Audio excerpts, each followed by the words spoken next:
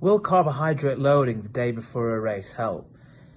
So if your race is going to last for longer than 90 minutes, then yes, carbohydrate loading will help. But if you're exercising for less than 90 minutes, so say you're doing a 5K or a 10K, then you don't really need to carbohydrate load. Just eat normally and have a high carbohydrate meal the night before.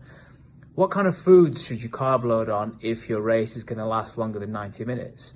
Well, typically things like rice, bread, pasta, bananas, fruit juices are all really good sources for carbohydrate loading. Some people don't tolerate foods that contain wheat and gluten particularly well, and everybody's different. So if you feel really bloated after eating foods like bread and pasta, then switch those to things like rice, potatoes, sweet potatoes, porridge, etc. And they can really help. And the key thing here is distribute your meals evenly throughout the day. So avoid big portions, have a breakfast, a lunch, a dinner and some snacks, and distribute the meals evenly throughout the day.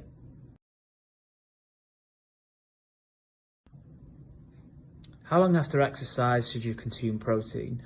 So the current sports nutrition guidelines are that as soon as you finish any form of exercise or training, then ideally you should consume your protein as soon after as possible within that kind of 20-minute window.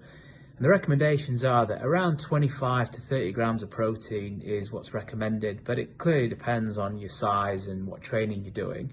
But some practical examples are, let's say you've just finished a training session, then a milkshake is a really good thing to have. So something like Nesquik with some milk with a banana is a great recovery food which contains enough protein and carbohydrate for recovery, and then, maybe an hour after, have your meal.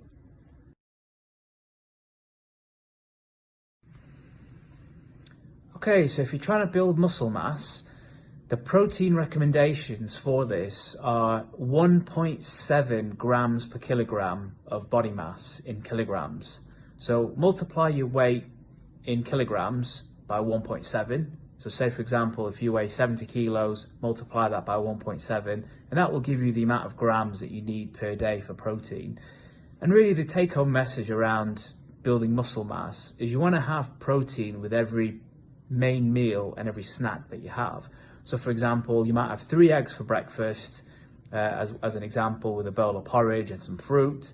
For lunch, you might have, say for example, a sandwich with some tuna, and some salad and some fruit and Greek yogurt, which is also high in protein. And then your dinner could be, say, a portion of steak or a portion of chicken with some rice and some vegetables. And then snacks could be things like a milkshake.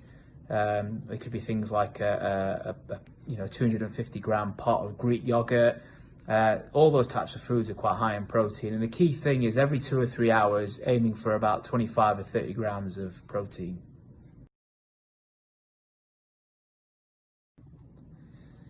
How can you ensure you're eating all the right foods for performance when following a vegan diet?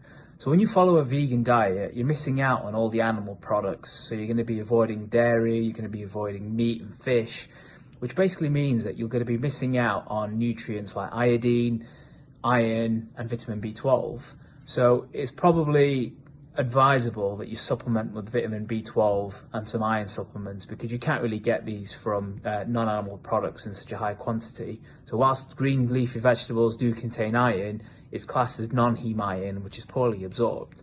So just making sure that you're eating between 5 and 7 portions of fruits and vegetables.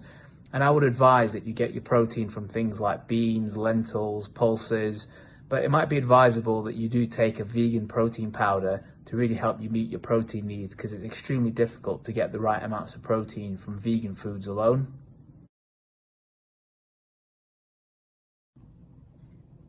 Do energy drinks work, and can you make them at home?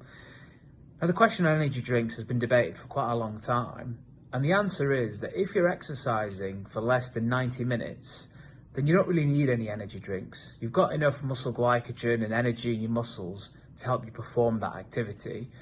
But if you're exercising for longer than 90 minutes, then energy drinks are effective and they can help enhance your performance. So drinks like your Lucozades and your Powerades should only really be used if you're exercising for longer than 90 minutes. And can you make them at home? You can make them at home. All you really need is water, some glucose powder, and a pinch of salt. and some cordial just to flavour it, and then you've got your own sports drink.